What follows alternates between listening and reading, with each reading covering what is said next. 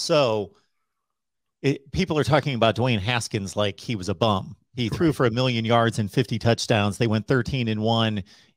Your team going to the Rose Bowl and winning a Big Ten championship. Okay, so let's understand that. Right. Joe Burrow obviously went even further than that, but Dwayne Haskins was phenomenal.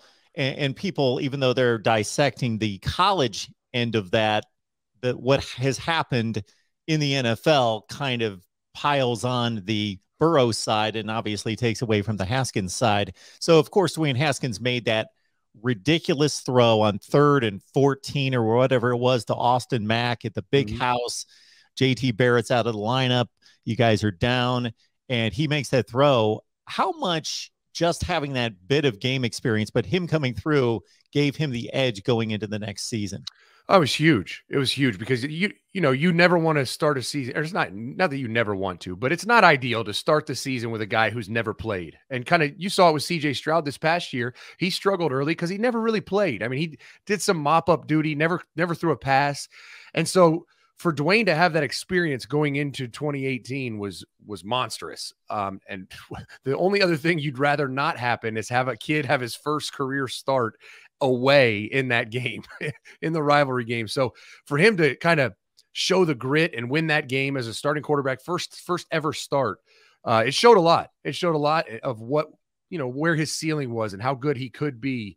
And so he came out 2018 to set the world on fire, 1st-round draft pick. And I think my biggest problem with this quote unquote argument, if you want to call it that everyone is discussing, is they fail to really look at like the picture in time of when things happened. Like, you can't compare Joe Burrow today to Dwayne Haskins in 2018. Like, that's not fair, right? They're different players now. But if you look at Joe Burrow in 2018 at LSU versus Dwayne Haskins in 2018 at Ohio State, Dwayne was a much better player, much better. And anyone in the world would have said that.